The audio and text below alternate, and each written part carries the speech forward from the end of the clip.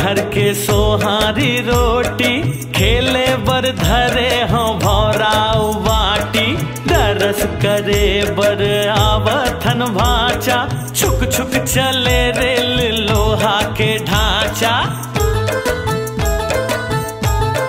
हो तू हर मम्मा घर के सोहारी रोटी खेले बर धरे हों भौराऊ बाटी दरस करे बर आवथन भाचा छुक छुक चले रेल लोहा के ढांचा तू हर बुलावा माँ सबो आवत हन तू हर बुलावा माँ सबो आवत हन संग माँ धरे गंगा अमली आमा अरे रामे रामा हो राम मोर भाचा हो रामे रामा हो राम मोर भाचा रामे रामा हो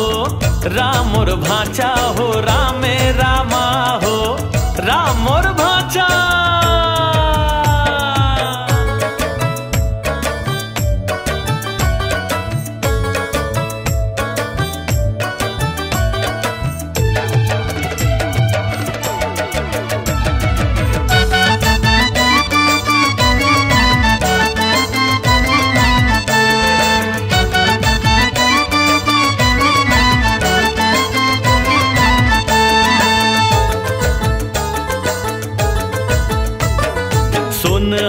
धान के जुलूप लगाए मौसी दाई घलो बेनी गथाए झल झल कल कल महानदी सुनाए छत्तीसगढ़ महतारी तोरे गुण गाए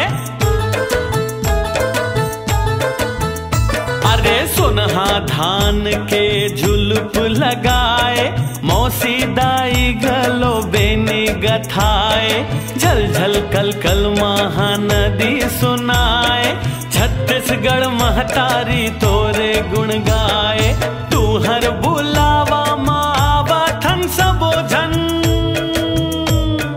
तू हर बुलावा मावथन सबो निकले भाचा के दरस पर मामी ममा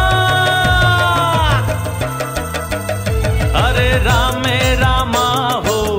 राम मोर भाचा हो रामे रामा हो राम मोर भाचा रामे रामा हो